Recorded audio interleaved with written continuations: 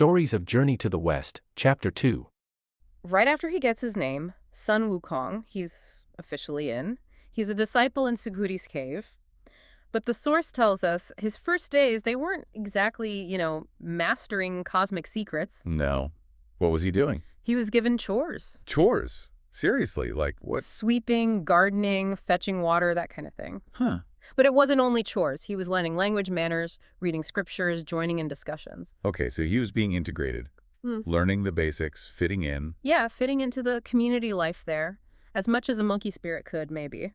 Learning the ropes, you could say. And how long did this phase last? Does the text give us any idea? It does, actually, in this kind of neat way. Later on, the patriarch asks him, hey, how long have you been hanging around here? And Wukong knows. He says he remembers eating the peaches from a nearby mountain, Rotten Peach Mountain, 7 times. 7 harvests. Apparently. And the patriarch takes that and says, okay, so about 7 years then. 7 years. That's a long time doing chores and basic studies. It is. It shows some patience, maybe, or at least persistence. And then things shift. The patriarch gives this huge sermon. Okay. This sounds more like it. What was that like? The description is amazing, really vivid. As he's lecturing on the Great Tao, the source says, heavenly flowers rain down, golden lotuses burst from the earth. Just pure cosmic revelation happening. Wow. Sounds intense. Covering, the secrets of the universe. Pretty much deep, profound truths being laid out. So you'd expect the disciples to be just, silent, awestruck. You would, but this is Sun Wukong we're talking about. Right, what does he do? He apparently can't contain himself. The text says he's scratching his ears, rubbing his cheeks, just beaming, and then he starts to sort of dance around. He starts dancing during this super profound sermon. Yeah, full on fidgeting and dancing, overcome with excitement. That is just perfectly Wukong. Pure impulsive joy. Does the patriarch notice this display? Oh, you bet he notices. He stops and calls him out. Why are you carrying on like this, disrupting things? And Wukong's defense? He basically says, Master, I was just so incredibly happy hearing these amazing teachings. I couldn't help myself. It wasn't defiance, just pure, uncontainable delight. Interesting. And that reaction, that joy, seems to be the catalyst, right? Because the patriarch then asks him the question. Exactly. He confirms the 7 years again, the peach thing, and then asks him point blank, what was it you came here hoping to learn? And Wukong tells him. Yep. His one single goal. The secret to long life. Chansheng, true, unending immortality. Okay, and this is where it gets really interesting. The patriarch doesn't just say, okay, here you go. He lays out options. Right. He mentions there are 360 side doors or lesser paths within the Tao, but he focuses on 4 main categories of practice. 4 big ones. And the patriarch uses these great analogies to explain why. Okay, let's break these down. What's the first category? Shu. Shu. Yeah, these are sort of practical arts, like invoking spirits, divination, fortune-telling, understanding omens, things about interacting with subtle energies or predicting stuff. Does that give you long life? Patriarch says, cannot. Flat out no. Might give you some insight, maybe some temporary power, but it won't extend your life fundamentally. And Wukong hears no immortality and... Immediately, will not learn. Doesn't even hesitate. If it's not the real deal, he's not interested. Okay, path number 2. Lu. What falls under Lu? Lu is broader. It covers the established schools of thought, like Confucianism, Buddhism, Taoism itself, the institutional kind, Mohism, medicine, practices like reading scriptures, chanting prayers, seeking help from deities, following the established ways. Right, and the analogy for this one, something about a wall. Yeah, the patriarch says pursuing these is like a pillar in a collapsing wall. Okay, bit cryptic. Wukong thinks so too. The text points out he's honest, but doesn't get slang, so he needs it explained. So what does it mean? The patriarch clarifies. A pillar might prop up a crumbling wall for a while, but the wall's still going to collapse eventually. These practices are just temporary supports. They won't grant true permanence. The structure itself is flawed, basically.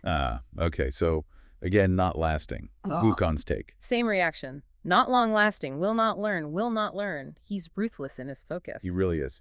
All right, third category. Jing, stillness. Exactly. Jing is all about quietude. Practices like fasting, meditation, silence, various forms of sitting or standing still, entering trances. It's all internal focus, stillness, purification. And the problem with this one, according to the patriarch, the analogy is... like a sun-dried brick or an unfired brick from the kiln head. And Wukong needs this one explained too. Yep. The patriarch tells him, an unfired brick looks solid, but it hasn't been through the fire. One good downpour, and it just dissolves back into mud. So these stillness practices, they might make you seem serene or pure, but they lack a certain resilience. They can't withstand the real tests. That seems to be the idea. Not truly permanent or indestructible. And Wukong. Let me guess. You got it. Not long-lasting. Will not learn, will not learn. Still holding out for the real thing. Okay, one more category left. Doom. Dong. Active practices. Having action and doing. What does that include? Sounds energetic. It does. Things like cultivating yin and yang, physical exercises, specific breathing techniques, and even alchemy, trying to make elixirs. Alchemy, like potions for immortality. Seems like it. Using things like red lead, autumn stone minerals, and even, bizarrely, women's milk, as mentioned, external substances and intense physical methods. Huh. Okay, so trying to force immortality through action or external aids. Does this work? What's the analogy? The patriarch says this is like trying to catch the moon's reflection in water. Ah, chasing an illusion. Exactly. Wukong needs that one explained, too. The patriarch says it looks real, you can see it shimmering right there, but you can never actually grab it. It's fundamentally empty, an illusion. So these active alchemical methods, they might seem powerful, but they're ultimately chasing shadows, not grasping the real substance of immortality. That's the takeaway. It's not the true path. And Wukong's final answer, after hearing about trying to scoop the moon from water. Same as all the others. Will not learn, will not learn. 4 for 4, he rejects everything offered because it doesn't promise true, permanent, long life. It's incredible, really, his absolute refusal to compromise on his goal. He sees through all these common spiritual paths that maybe satisfy others, but for him, they're just insufficient. Completely. He wants the genuine article, nothing less, and it's this final rejection that triggers the patriarch's rather dramatic response. Yeah, this is the part that looks like pure anger. He gets mad. Seemingly furious. The source says he leaps down from his platform, grabs his teaching ruler. And it's Wukong. Yep. Raps him on the head 3 times. Oh. And then he turns, walks backwards with his hands clasped behind him, goes into the inner chamber, and slams the main middle door shut. Leaves all the other disciples standing there stunned. Wow. Okay, that looks exactly like a teacher losing his temper and basically kicking the student out, or at least shutting him down completely.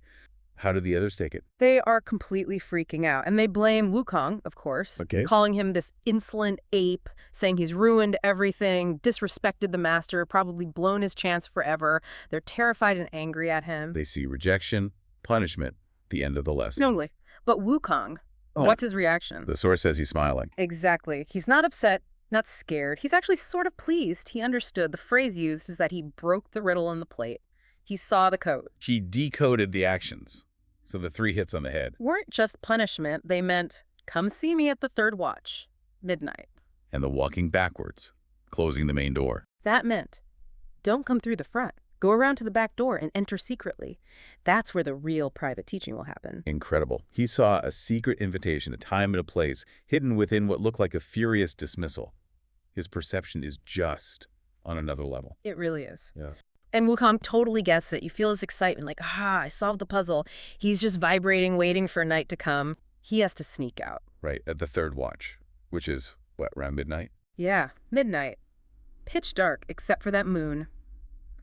The description's great. Moon bright, dew cold, all the birds quiet in the trees. It really adds to the secrecy. It makes you think about learning in those quiet moments, away from everything else. There's a certain power to that, isn't there? There really is. And then he gets to the patriarch's door, and it's slightly ajar. Just a crack open. And of course, Wukong doesn't think that's an accident. He's like, okay, another sign. He wants me to come in.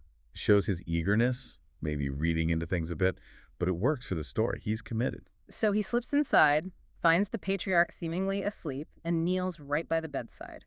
Very respectful, very quiet. That quiet approach is important. He's not barging in. And then the patriarch wakes up, and he starts talking, almost reciting this little verse about how hard it is to find someone worthy to teach the way to. Difficult, difficult, difficult. The way is most profound.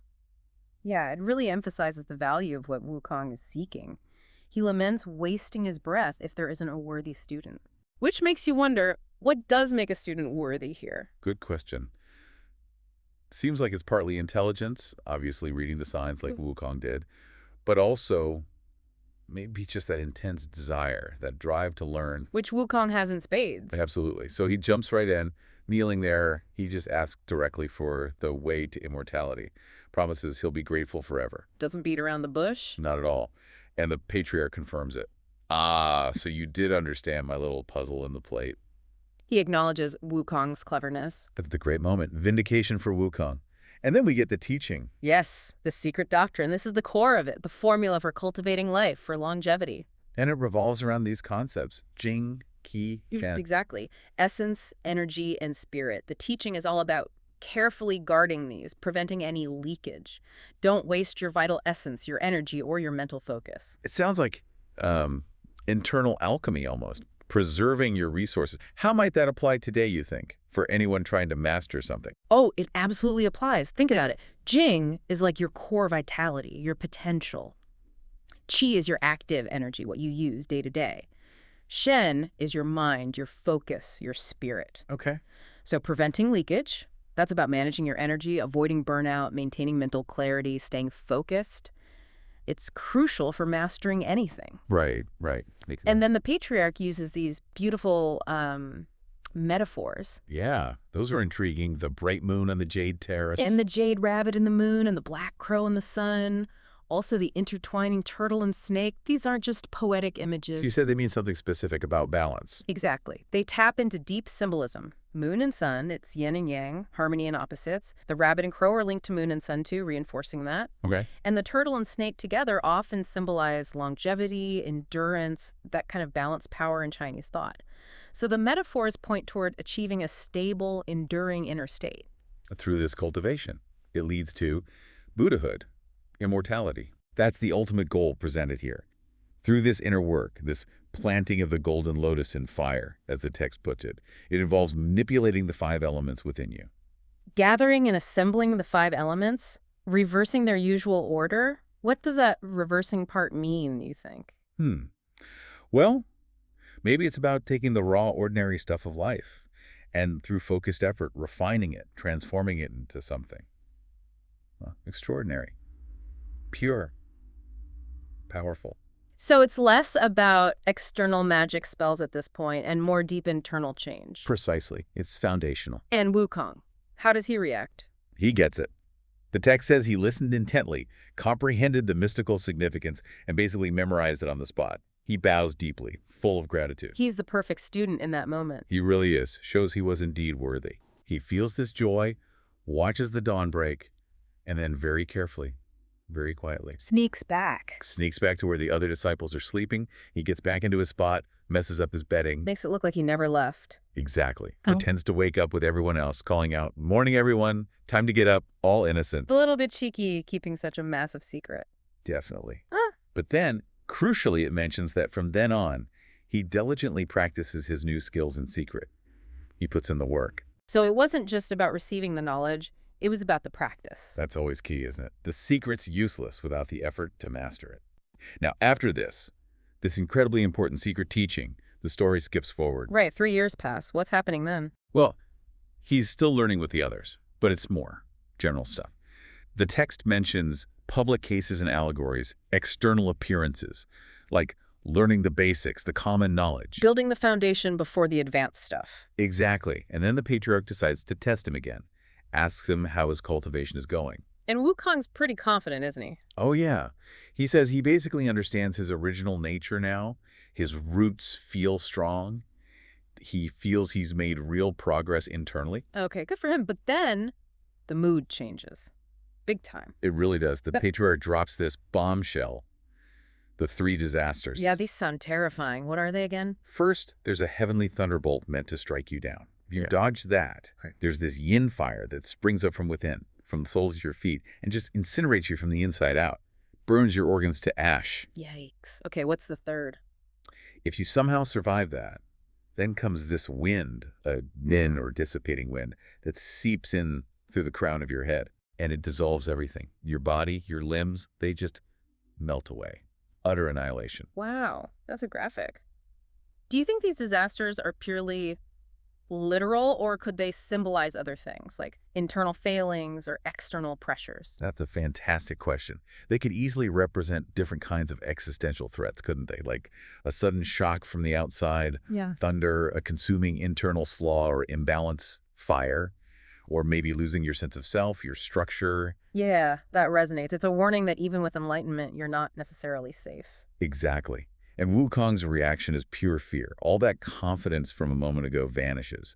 He's terrified and begs the patriarch to teach him how to avoid these things. Understandable. So does the patriarch agree easily? Not immediately. Hmm. He sort of hedges, saying Wukong is different, built differently. How so? First, he says Wukong doesn't have cheeks like a human, so maybe he can't learn certain things. It seems like an odd excuse. Wait, no cheeks? What does Wukong say? It's actually funny. Wukong touches his face and says basically, sure, I don't have cheeks, but I've got this suri pouch. It's sort of like cheeks, maybe even better. Huh. That's great. Resourceful. It breaks the tension, shows his quick thinking again. And it seems to convince the patriarch, or maybe he was just testing Wukong's desire one last time. So then he offers Wukong a choice of powers. Yes, power is specifically designed to help overcome these disasters. He can learn either the 36 heavenly changes or the 72 earthly changes. 36 or 72 transformations. Which does he pick? Well, Wukong, being Wukong, asks which one has more changes. Of course he does. He wants the bigger package. So he goes for the 72 earthly transformations. It says a lot about his ambition, doesn't it? Always wanting more, wanting the maximum. Definitely. Never settling. So the patriarch teaches him. Yes. Again, it's done secretly.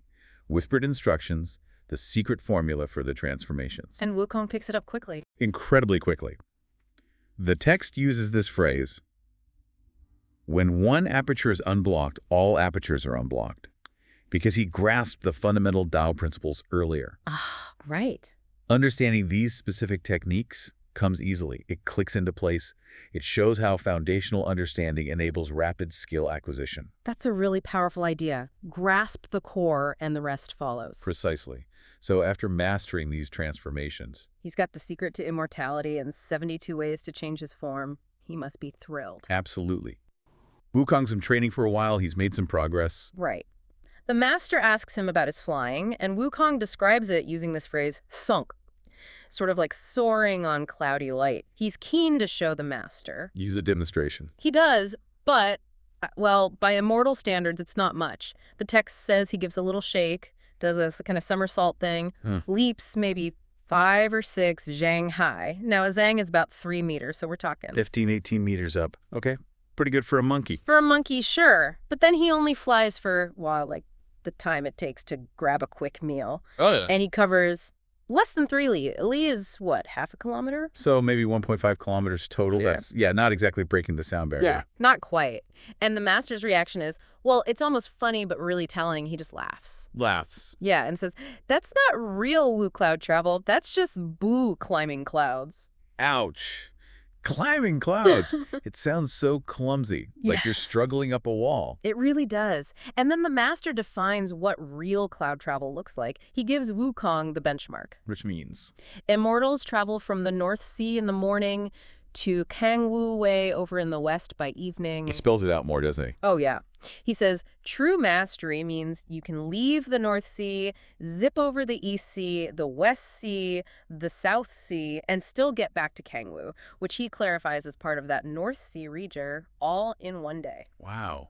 Crossing the entire known world, essentially, before nightfall. That's the standard? And Wukong's reaction is so relatable, he just goes, oh, whoa, okay, that sounds hard, really hard. You totally feel for him. He just showed his best trick, and the master's basically like, cute. Now here's the real deal. Exactly. But then the master drops that classic line, that bit of wisdom. Nothing is difficult in the world. Only fear the person with resolve or, the will. Right. It's the ultimate challenge, isn't it? If you truly want it, the difficulty itself doesn't matter. And Wukong, being Wukong, is totally fired up by this. He immediately starts pleading for the real cloud skill, promises he'll never forget the master's kindness. And this is where the master shows he's a really insightful teacher. Yeah. He doesn't just hand over a generic skill. He watches Wukong's jumping style. That somersault thing he does. Exactly. And he thinks, okay, let's build on that. He decides to teach him something tailored to his natural movement, the cloud The somersault. cloud somersault, how does that work? The text gives some hints, right? It does. It sounds quite specific, almost like a ritual. You pinch a specific hand gesture. Okay. Chant the true words, clench your fist tightly, give your body a little shake, and jump up. And the result of this technique. It's absolutely staggering. One somersault, one single flip covers 108,000 lady. Wait, from 3 li to 108,000 ladies in one jump. That's insane. It's not just better, it's a different universe of travel. It's an almost unimaginable leap in ability. And the other students watching, their reaction is just great. They just burst out laughing. Yeah, laughing excitedly. Yeah. And they immediately start joking about practical applications. Like what? They're saying, forget enlightenment for a second. Wukong's got a career path now. He could be a super fast messenger, Right. Delivering urgent documents. or carrying official reports.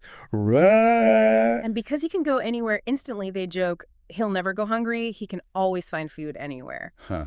It shows you just how world-changing this power seems, even to them. Absolutely. And Wukong, with his, innate talent and divine energy, he masters this incredible skill that very same night, just through focus and practice, Right. that fast. That fast? His learning curve is just vertical. So what's life like for him after this? Well, the text describes it as pretty sweet. He's totally carefree, living without constraints, just enjoying himself. Nice. And it specifically links this freedom to, the beauty of longevity. It's not just about living a long time, it's about the quality of that long life, enabled by his power. Kind of his golden age of training, maybe. It really seems like it. He's got incredible power, and he's enjoying the perks. Okay, so time passes. Spring becomes summer. What happens next? Uh-oh. With great power comes maybe a great showing off. Seems so. He can't resist boasting to his fellow disciples about mastering the transformations. And they're like, show us. Well, the other disciples, they've seen the cloud somersault, right?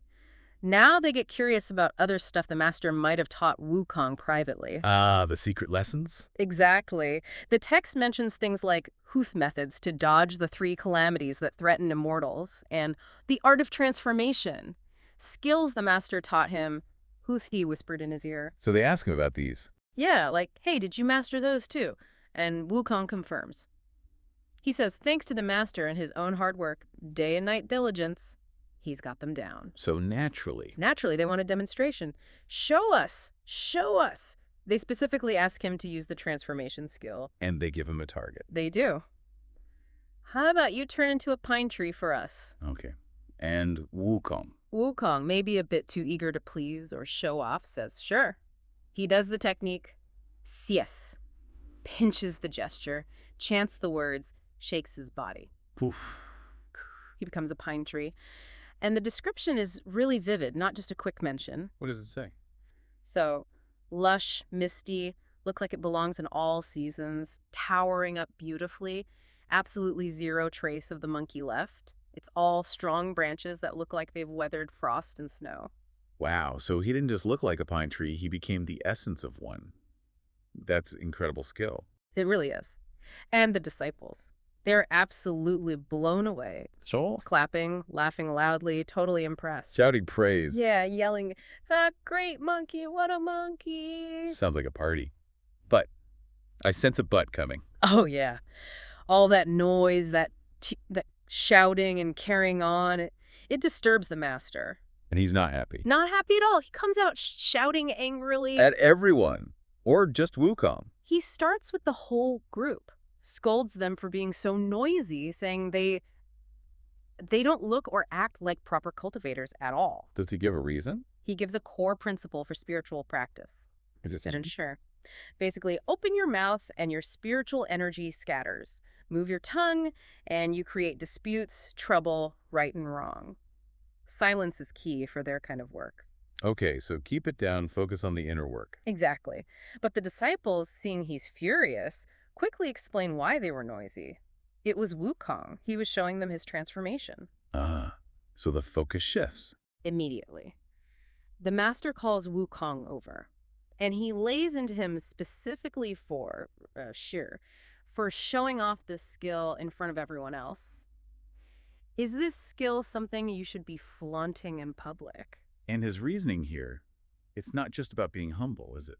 No, not at all. This is where it gets really chillingly practical. The master asks, if you saw someone else with a cool skill, wouldn't you ask them how they did it? So if others see you can do this, they're definitely going to come asking you. It's human nature, right? You see power, you want it. Exactly. It creates demand. And then he spells out the danger that follows. What does he say? If you're scared of the trouble they might cause, you might feel forced to teach them. But if you don't teach them... They won't just be disappointed. No. He says, they will inevitably harm you. Your life itself won't be safe. Wow, so showing off isn't just bad form. It literally paints a target on your back. It attracts danger. Precisely. It turns your private achievement into a public risk. It creates enemies, or at least dangerous supplicants. That's a much heavier warning than just don't brag. It really is. It's about the socio-political reality of possessing unique, powerful abilities. Wukong hears this, understands the gravity. And he's terrified, ashamed. He immediately starts begging for forgiveness. This owe you, just hoping Master will forgive my crime. But the master... His mind is made up instantly. I won't punish you exactly, Huh. but you just have to leave. Now, go. Just like that, expelled. Just like that. Wukong is devastated. The text says that his eyes are just filled with tears falling as he asks, Where am I supposed to go? And the master's answer? Brutally simple. Where you came from, just go back there. That's it. And Wukong knows immediately what that means. Instantly. That long-forgotten home. Flower Fruit Mountain, Water Curtain Cave back on the eastern continent. Does the master soften at all? Not a bit. He actually emphasizes the urgency, the danger again. Wasi, Hungit, go back quickly, save your life. Staying here is absolutely not an option. He's tying the expulsion directly to Wukong's survival now. Yes. It's not just you broke the rules, get out. It's get out before something terrible happens because you're here or because of what you did. Wukong tries to argue, doesn't he? Or at least delay. He hesitates. He says, he's been away from home for about 20 years, and he feels this sense of obligation. Oh, I haven't repaid the master's profound kindness. He feels indebted. He still feels that connection, that gratitude. He does, but the master just cuts him off completely. Maybe the coldest line in the whole passage. What kindness, what debt! Wow. A total dismissal. Total. His only condition, his only request is... Tudri, just don't cause trouble, and don't let that trouble lead back to me. Don't implicate me. That is stark. It really suggests something about the master's own situation, doesn't it? Mm-hmm. He just demands absolute separation from the messy world Wukong is clearly destined to stir up. So Wukong sees there's no arguing. No way out. He accepts it. Bows farewell to the master, says goodbye to his fellow disciples. But there's one less thing, isn't there? A final warning. Oh, yes, and it's the most severe of all. As Wukong is literally turning to leave, the master tells him his departure will absolutely, inevitably lead to trouble. Bad things will happen because of him. Okay, that's ominous. And then the critical command. Wukong must never, under any circumstances, reveal who his master was, never mention his name or hint at his identity. And the penalty if he breaks this rule. It's horrific. The master says he'll know instantly no matter where Wukong is, and the punishment. I will peel your skin and chop your bones. I will banish your very soul to the 9th level of the underworld, the lowest hell. Oh my God. And I will banish your very soul to the 9th level of the underworld, the lowest hell. Oh my God. And I will make sure you can never rise again for 10,000 eons. That's not just death. That's eternal, absolute erasure, annihilation. It's the ultimate threat. It completely severs the relationship and enforces secrecy with the most terrifying consequence imaginable. It really highlights how important the master's anonymity is and maybe how dangerous he perceives Wukong, especially a Wukong who talks too much, to be. Does Wukong argue with that? No way. He gets the message loud and clear. He promises absolutely, never mention your name, master. I'll just say I figured these skills out myself. And then he leaves. Right then. He uses the very skill that got him into trouble by showing it off. The cloud somersault. Does the gesture, the little shake, and boom, launches himself on the cloud somersault. Gone. And the speed of his return journey is significant, isn't it? Hugely significant. He gets back to Flower Fruit Mountain in, less than an hour, maybe even much less than an hour. It implies incredible speed. Compare that to the years it took him to find the master in the first place, crossing oceans. Exactly. The journey out was long, arduous, full of uncertainty. The journey back, even though it's in disgrace, is instantaneous thanks to the power he gained. There's a poem that captures his thoughts as he arrives back home. He reflects on the physical change. He left heavy, mortal, but he returns light, enlightened. The training physically transformed him. Absolutely. And he muses on commitment. Most people don't commit to a goal, but if you do commit to the mysterious path, it reveals itself. And he notes that contrast in travel again. Getting to the master was hard, crossing the sea, but coming back was easy. But it's not all triumph, is it? No, because even as he's back so quickly, seeing the Eastern Sea again, the master's final harsh words are still ringing in his ears. So, physically free, immensely powerful, but mentally shadowed by that terrifying farewell and the abrupt end of his formal training. Exactly. Mastery brought freedom, but showing it off brought immediate, severe consequences and this heavy burden of secrecy.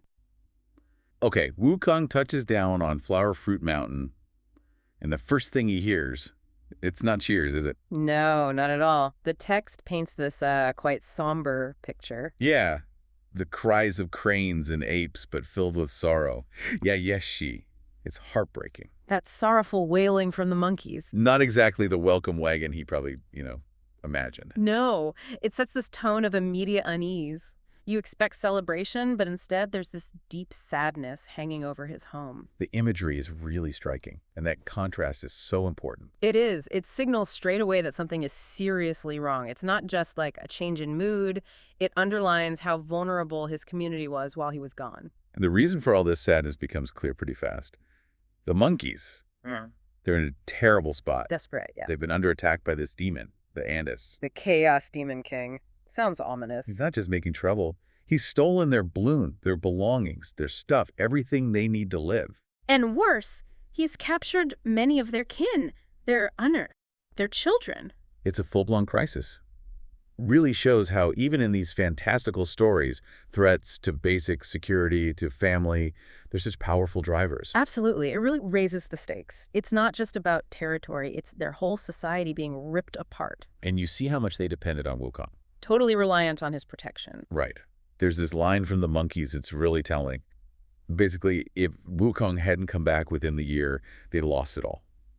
The mountain, the cave, everything. Gone. Wow. So it really highlights how vital he was to them, even before, he really shows off these new powers. It speaks to that responsibility of leadership, doesn't it? Even when he wasn't there, they were pinning their hopes on him. It does. It suggests that even back in his wilder days, before enlightenment, he was already their leader, their protector. And Wukong's reaction when he hears all this? He's immediately furious, just wants revenge for his people. That protective instinct just flares right up.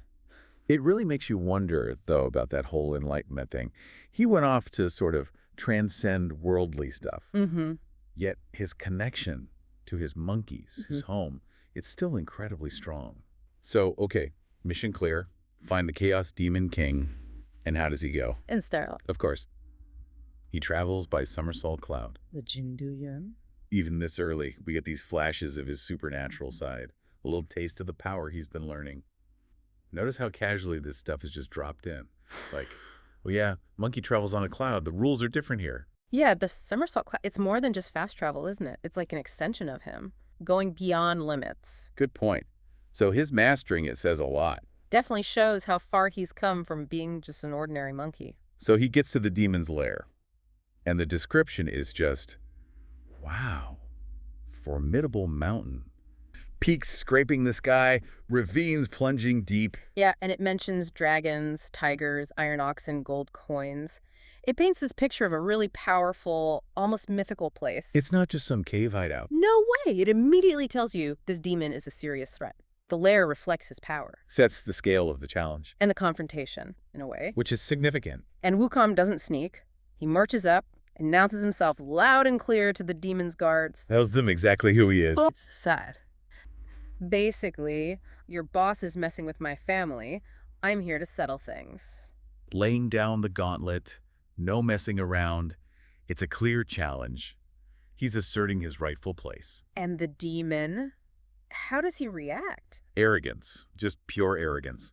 Sees Wukong, this small monkey, no weapon. Yeah, you're barely 4 feet tall, look young, got no weapon. He completely dismisses him based on how he looks. It's almost the classic setup, isn't it?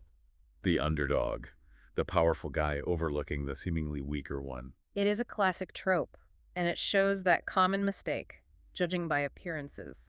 The demon's pride blinds him. And that underestimation. It's a weakness Wukong uses again and again. Right. Suggests true strength isn't just about size, it's about smarts, adaptability, cunning.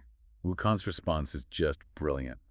He fires right back, counters everything the demon said. Doesn't back down an inch. Says he can get bigger if he wants to. And weapons.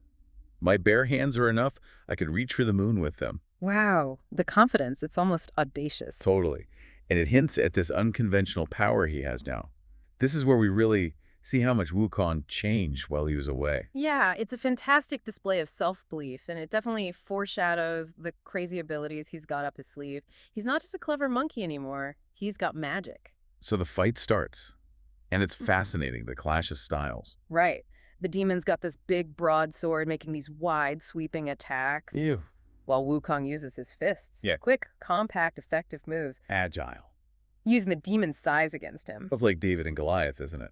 It is. You see Wukong relying on his natural speed and fighting smarts even before the magic comes out. But then he realizes, okay, fists against a sword, brute strength. He needs an edge. He needs something more. So he pulls out some of that new magic he learned. He plucks out some hairs, chews them up, spits them out, shouts, "Change!" And bam! Hundreds of little monkeys appear. His hair transforms. This is the first really big display of that transformative magic from Subodhi. Completely unexpected. It's a huge moment. Shows he's moved from just being naturally strong to someone who can literally bend reality. So creative. So unpredictable. That's Wukong. It's definitely not your standard honorable duel, which makes it so much better. And these little hair monkeys, they work. Surprisingly effective, yeah. The text says they just swarm the demon, hugging, pulling, tripping him up, scratching. Yeah, going for the eyes, the nose. Total chaos. They overwhelm him with sheer numbers and, well, dirty tricks. It's wonderfully anarchic. It kind of shows how sometimes the weirdest solutions are the best ones. It really highlights the power of, like, collective action and thinking outside the box. The demon, relying on his sword and strength, he's just not ready for that kind of chaos. No defense against it. Raises that question again. What's real strength? Is it just one guy's might? Or is it using everything you've got, even magically created backup? So, amidst all this chaos, Wukong sees his chance, Seizes the moment. grabs the demon's own sword, and ends it decisively. Sure, Bo. One strike to the head, done. It's a clear sign. Wukong now has the power, and he'll use it to protect his community. Swift. Brutal, maybe, but effective. It is. Shows his training worked, and he's willing to do what it takes. He's pragmatic. Protecting his monkeys comes first for fancy rules of combat. So, demon defeated. Now what? Clean up. Restore order. Right. He frees the captured monkeys, gets their stolen stuff back, and then, pretty dramatically, he burns the demon's lair. Ooh. Purifies it. Burns it right down, claims it back. It feels symbolic, like cleansing the place. Absolutely. Removing the threat completely. Reclaiming their home physically and, yeah, metaphorically. For a start. And then, the big return home. Wukong uses his magic again. Ooh, booshes everyone back to Flower Fruit Mountain on a magical wind. The reunion must have been incredible. Pure joy. Relief. Can you imagine how those monkeys felt? Seeing him back, victorious. Oh, amazing. Their leader, back from the dead almost. Not just alive, but powerful enough to save them all.